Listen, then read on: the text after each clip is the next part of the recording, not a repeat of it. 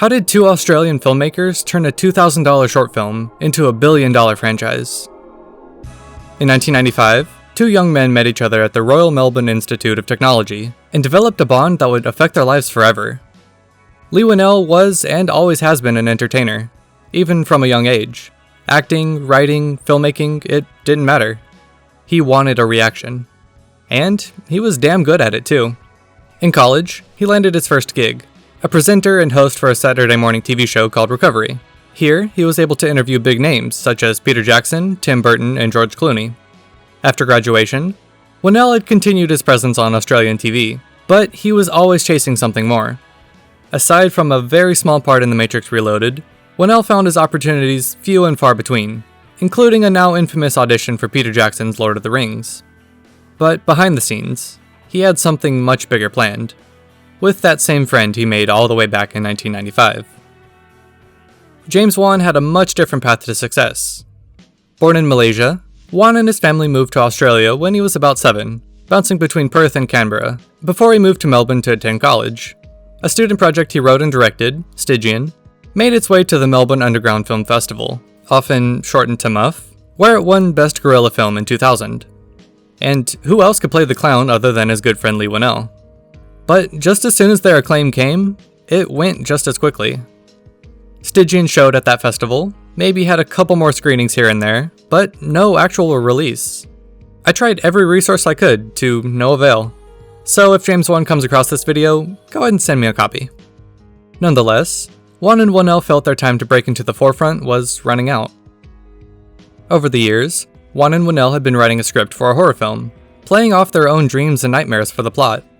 By 2003, they were ready to take their last shot at their dreams. But as any once inexperienced filmmaker knows, there's always that final hurdle. Money. At the time, Australian production companies weren't throwing around money at many things. But you know where rich idiots will throw around millions as if it's spare change? So the two Aussies set out for Los Angeles. But they knew better than to show up with just another script for producers to glance at before inevitably tossing it. They knew they had to show them that they had the ability to make this script come to life, especially if they wanted to keep their names attached to it. See, Wan and Whannell had one sticking point. They wanted full creative control of this film, which almost certainly reduced their chances of getting their film funded. But it didn't matter. This is their film, their dreams, their fears, their heart and soul. No one would take that from them, even if that meant they had to admit defeat and return to their normal lives in Australia. The two decided to pick a single scene from their script to create the short film for, as obviously the full feature-length film would be too much of a long burn. And with that one scene, they nailed it. It's bursting with energy and enthusiasm, introducing us into the mystifying world of Jigsaw. We pick up the story with David, a hospital orderly, recounting his harrowing near-death experience in a twisted game of survival. And as expected, Leigh Whannell plays David. He was always meant to be in front of that camera, with his best friend James Wan right behind it. With their set, props, equipment, and whatever else they could find, their budget came out to a paltry $2,000, which even for 2003 will get you about as far as you can throw it. But with some help from friends, and a few favors, they shot their scene. David is interviewed by a detective, visibly exhausted and in a state of shock. The last thing he remembers before waking up in hell is leaving a long shift at work, enjoying a nice cigarette on the way out. They kill you, you know. Yeah, living's overrated. He puts his headphones on, tuning out the world around him. Which comes back to bite him, as someone sneaks up behind him as he waits for the elevator, whacking him over the head with a pipe, knocking him unconscious. When he wakes up, he's in this nasty, grungy, green room, with a metal device over his head. If you're familiar at all with the feature-length Saw movie, you'll recognize this trap is actually Amanda's. And surprisingly, they had the reverse bear trap already. The reverse bear trap was designed by one of Wan and Whannell's engineer buddies, Stuart Prain, and was actually completely functional, and therefore extremely dangerous. For the scene, Whannell actually put the rusty death trap in his mouth, so you gotta respect the dedication. As he thrashes around for a route out, a television clicks on, showing a white-faced dummy with those classic red spirals on its cheeks. It's our buddy Billy, this time sporting an adorable little hat. But unfortunately, this comes with a trade-off, as instead of Tobin Bell's menacing, sultry voice, Billy has a whispery, hopefully mom doesn't come in while I'm recording this kind of tone. Hello, David. Billy gives David a visual of what could happen to him if he doesn't get out of the trap in time, as the trap obliterates a styrofoam dummy head. The key to his freedom is in the stomach of his dead cellmate.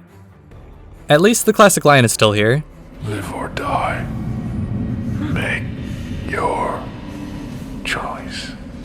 And so too is the frantic editing. Hell yeah. Once David wriggles free from his restraints, he stands up, which pulls the pin to start the timer. He finds the body of his cellmate in the corner, lifting up his shirt to reveal a question mark drawn on him. As he picks up the scalpel, the man wakes up. Knowing what needs to be done, David closes his eyes and stabs the man's stomach. The interrogator drops a bag in front of David, showing him a needle. The man he cut open was paralyzed, not dead, but David already knows this. After he finds the key, he manages to unlock the device with seconds to spare, throwing it away as it snaps. Billy rolls out on his tricycle, congratulating David on his triumph. Billy lectures him that so many people are ungrateful to be alive, but not him. Not anymore. Even the detective asks him if he's grateful, perhaps alluding to his involvement being more than what we'd expect. The last visual we get is a 3D render of a dilapidated bathroom, which for 2003 isn't half bad. We zoom in onto one of the wall tiles, as it falls out, exposing a watchful eye behind it.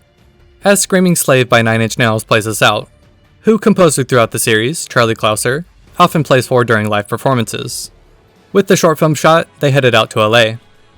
Eventually, the short had found its way to Evolution Entertainment, who had just produced John Q with Denzel Washington the year before, and produced Good Advice, starring Denise Richards and Charlie Sheen, who surely had a completely normal pet name that he would call her. Okay. Evolution Entertainment immediately saw the potential in their creation, so much so that they created an entirely new production label, Twisted Pictures. Now with a full script, monetary backing, and a green light, they began filming. Of course, they did run into some issues. For starters, they had a budget of about $1 million, which, while still more money than I'll see in my entire lifetime, is still fairly low all things considered. As a result, they had an insanely short filming window, 18 days to be exact. So basically, everything they shot ended up being used. They didn't have time or money to be doing multiple takes for every scene. It was rough, unorthodox, and punishing.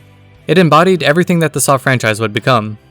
James Wan originally wanted it to be more Hitchcock-esque, which does shine through in a few scenes, but it ended up being more gritty and rough around the edges. Unfortunately, with so few takes done, Wan found that they were missing some key parts of scenes. That's where editor Kevin Groidert stepped in and saved the day, cobbling together shots. Essentially, they had to stitch together a feature-length film with whatever they could scrounge up. That explains the various flashes of newspapers and photos throughout the film, and honestly, it works really well to drive along the plot and deepen the lore. With the film completed, it was time to show it off.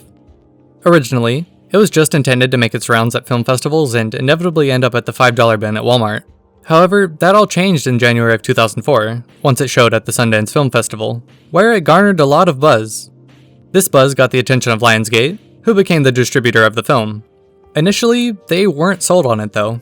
They screen tested it around Los Angeles and it was well received. Producer Mark Berg said in an interview that Lionsgate thought we brought in 200 of our closest friends because they didn't think there was any way it could test so well.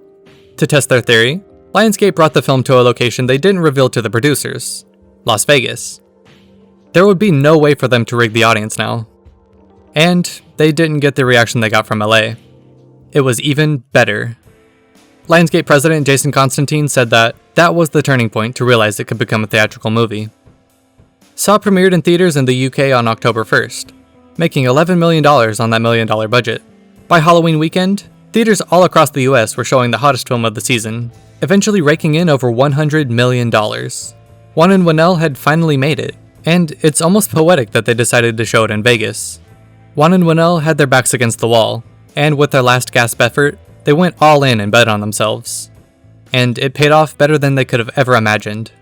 No one would really blame them for letting it ride out in theaters before the physical release hit shelves. Maybe get started on the sequel. But there was one last piece of business to attend to. James Wan and Leigh Whannell had been at this for nearly a decade. Everything they had done in their lives had led up to this moment in the spotlight. Every student project, every TV spot, each and every rejection. It all ties back to now. In December of 2004, Saw premiered in theaters across Australia. Now, they had finally made their dreams come true.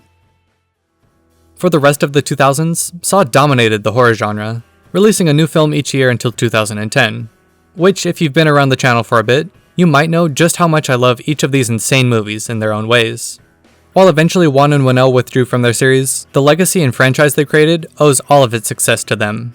Now with 10 movies to its name, reportedly with more on the way, the Saw franchise has grossed more than $1 billion, becoming just the 5th horror franchise to do so, joining the Resident Evil, It, and Alien franchises. Now, nearly 2 decades on, what are our Aussie duo up to? Well, Wan and Whannell would team up yet again in 2007 for Dead Silence, which also happens to be about a puppet. While not overly well received, it's still a good watch if you're in the mood. But in 2010, they joined forces once more for Insidious, which received much better reviews and has become a modern classic. In it, Leigh Whannell continued to show off his acting as Specs, as well as serving as the writer of the script. He even used the franchise as a launchpad for his directorial debut, serving as the director for Insidious: The Last Key. But I believe his next works are where his potential was fully seen, with Upgrade and the remake of The Invisible Man. There are scenes and shots in these films that genuinely amaze me, and I'm so happy to see Whannell break through and thrive in the industry. And I can't wait for his reimagining of the classic Wolfman. And what of our other auteur, Mr. James Wan? Well, he's arguably become one of the greatest minds in modern horror, and that's hardly overselling him. He's created 3 fantastic horror franchises: Saw, Insidious, and The Conjuring. You might have noticed that I only named 3 other franchises that Saw joined in the $1 billion club. That's because the 5th one, the highest grossing horror franchise of all time, is James Wan's Conjuring franchise. And he's used that success to start his own production company, Atomic Monster, at New Line Cinema.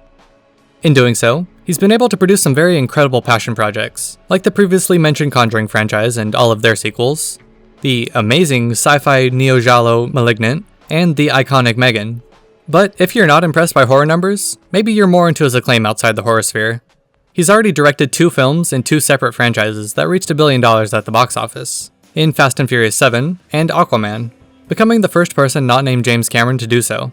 And while not necessarily my cup of tea, I was still impressed by some of the visuals in them, particularly in Aquaman. It's a visually stunning movie, and I've always wanted to visit that little seaside town, nestled just on the beautiful Gold Coast of Queensland, Australia. Thank you for watching.